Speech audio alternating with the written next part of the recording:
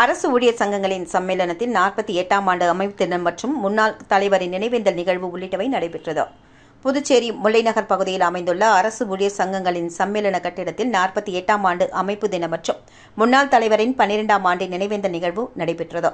இதில் துவக்கமாக மரக்கன்றுகள் நடுதல் மற்றும் சங்கத்தின் கொடியேற்றுதலை அடுத்து அமைப்பு தின துவக்க விழா மற்றும் நினைவேந்தல் கருத்தரங்கம் நடைபெற்றதில் அமைப்பு செயலாளர் முனுசாமி வரவேற்புரையாற்ற கௌரவ தலைவர் பிரேமதாசன் தலைமை தாங்கினார். துணை பொதுச் செயலாளர் சுவாமிராஜ் முன்னிலை வகிக்க சிறப்பு விருந்தினராக சென்னை முன்னாள் துணைத் தலைவர் இளங்கோவன் தொழிற்சங்க உரிமைகளும் நமது கடமைகளும் என்ற தலைப்பில் சிறப்புரையாற்றினார். மேலும் இதில் அரசு ஊழியர்கள் ஏராளமானோர் பங்கு பெற்று சிறப்பித்தனர்.